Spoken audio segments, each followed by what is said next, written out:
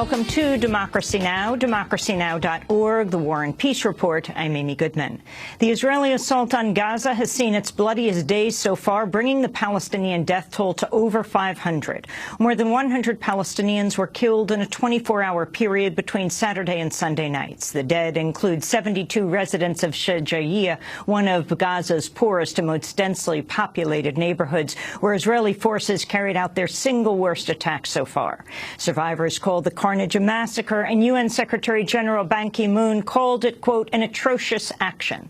18 Israeli soldiers have died in the Israeli ground assault on Gaza since Thursday, when Israel launched the ground invasion it said was aimed at cutting off tunnels used by Hamas. 13 of the soldiers died fighting militants in Shujaiya. U.S. Secretary of State John Kerry is headed to Cairo today to back international efforts for a ceasefire. On Sunday, Kerry made the rounds of talk shows to defend Israel's assault on Gaza. But in between appearances, cameras captured a private phone call with an aide, where Kerry appeared to criticize the massive Palestinian death toll. Yeah. It's a hell of a pinpoint operation. It's a hell of a pinpoint operation. Right. It's escalating really significantly, and it just underscores the need for ceasefire. We've got to get over there. Yep. Thank you, John. I think, John, we ought to go tonight. I think it's crazy to be sitting around. We'll spend the rest of the hour on the crisis in Gaza after headlines. NBC has reversed its decision to remove veteran correspondent Ayman Moyheldin from Gaza following a wave of criticism. Moyheldin was pulled from coverage of Gaza last week after witnessing Israel's killing of 4 boys on a Gaza beach. His reports have placed the siege in the wider context of Israeli occupation, sparking criticism from some supporters of Israel's offensive. Glenn Greenwald revealed the decision to remove him came from NBC executive David Verdi. On Friday, NBC said in a statement it had, quote, carefully considered our deployment decisions, and we will be sending Ayman back to Gaza over the weekend. Moyheldin tweeted, quote, proud of NBC's continued commitment to cover the Palestinian side of the story. Ukraine has launched an assault on the rebel-held city of Donetsk, about 50 miles from the crash site of Malaysia Airlines Flight 17. All 298 people on board died when the plane was shot down last Thursday. Earlier today, Dutch investigators began inspecting the bodies, which were being stored at a railway station in refrigerated cars. The UN Security Council is expected to vote today on a resolution demanding international access to the crash site in Donetsk, which is controlled by pro-Russian separatists. Alexander Bardai, head of the recently proclaimed Donetsk People's Republic, has denied interfering with the crash probe and vowed to turn over the plane's black box to investigators. U.S. Secretary of State John Kerry has threatened further sanctions against Russia, citing mounting evidence rebels fired the missile which brought down the plane. We know the trajectory. We know where it came from. We know the timing, and it was exactly at the time that this aircraft disappeared from the radar. We also know from voice identification that the separatists were bragging about shooting it down afterwards. So there's a stacking up of evidence here which Russia needs to help account for. In Pakistan, a U.S. drone strike killed up to 15 people Saturday in the village of Dataqel in North Waziristan. It was the 3rd U.S. strike in the region in less than 2 weeks. The New York Times, citing local residents and an anonymous official, said the dead were militants. On Sunday, the Pakistani military bombed the Shwal Valley in North Waziristan, killing 28 people it said were militants. According to Reuters, an earlier bombing Friday killed 17 civilians, including 6 children. The attacks are part of a Pakistani assault launched last month after repeated U.S. urging. The military ordered all of North Waziristan to leave before the assault, but some families are too poor or sick to go. Iran, the United States, and 5 other countries have agreed to extend talks on Iran's nuclear program for another 4 months after failing to meet a Sunday deadline. Last week, President Obama said Iran had met its commitments under an interim deal, but said some significant gaps still remain.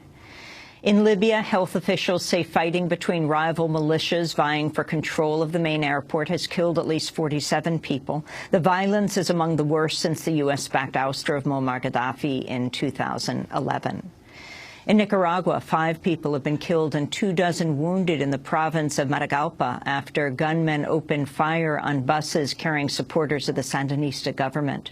The passengers were returning from Saturday's gathering in the capital Managua to celebrate 35 years since the Sandanistas ousted the Somoza dictatorship. An anti-Sandinista group claimed responsibility on social media. In southern China, the strongest typhoon to hit the region in more than 40 years has killed at least 18 people, destroyed tens of thousands of homes. Typhoon Rammasun also killed 8 people in Vietnam. Last week, the same typhoon blasted the Philippines, where the death toll has risen to 95. Australia's repealed laws aimed at curbing global warming by charging corporations for carbon emissions. The repeal of the carbon tax was a key promise of right-wing Liberal Party Prime Minister Tony Abbott. His critics say Australia has now become the first country in the world to undo progress on climate change. During the first year the tax was in place, emissions dropped by their largest amount in more than 2 decades. Last year was Australia's hottest year on record. A jury in Florida has ordered the second-largest cigarette maker in the United States to pay $23.6 billion in punitive damages to the widow of a smoker who died from lung cancer. Cynthia Robinson's husband died in 1996 at the age of 36. The jury found the firm R.J. Reynolds had concealed the harms of smoking. Willie Gary, an attorney for Cynthia Robinson, celebrated the victory. This verdict is clearly it's going to send a message to the big tobacco companies, and not only to tobacco companies, but to all of those companies that feel that, for whatever reason, profits come before people and safety, and that's just not the case. R.J. Reynolds has vowed to appeal. Last week, its parent company, Reynolds American, agreed to buy rival tobacco giant Lorillard in a $25 billion deal. In Detroit, Michigan, more than 1,000 people from across the United States gathered Friday to protest the city's mass shutoff of water to thousands of residents who are behind on payments. 9 people were arrested for blocking the departure of trucks from a private firm hired to conduct shutoffs. According to the Water Department, more than 15,000 households saw their taps cut from March through June, with more than 90,000 at risk after falling at least 2 months behind on their bills. A UN panels called the shutoffs a violation of the human right to water. In New York City, residents rallied over the weekend to protest the death of Eric Garner, an African-American father of 6 who died after police placed him in a chokehold. Police had accused Garner of selling loose cigarettes. Graphic video of Thursday's incident shows an officer pulling Garner to the ground by the neck and then holding his head against the pavement. As other officers crowd on top of Garner, he repeatedly says, "I can't breathe."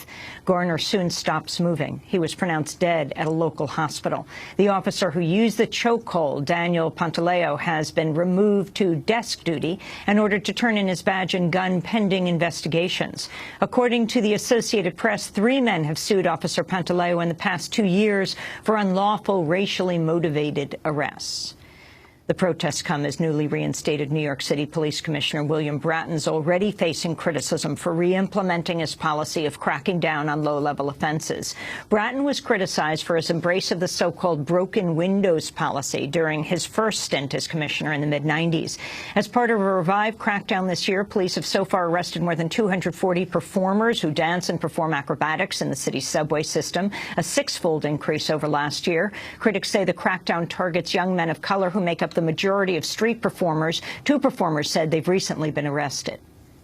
I was arrested a few months ago for I was doing a puppet show underneath Times Square and was arrested. What they cite us for is for impeding pedestrian traffic, but it was a wrongful arrest and it was dismissed before I went to court. And they know that it's silly. There's a detail undercover, and you know, for the time I've been doing it, there hasn't been a problem, or there wasn't a detail looking for specifically for performance. And those are some of the headlines. This is Democracy Now!, democracynow.org, The War and Peace Report. I'm Amy Goodman. And I'm Aaron Mate. Welcome to our listeners and viewers around the country and around the world.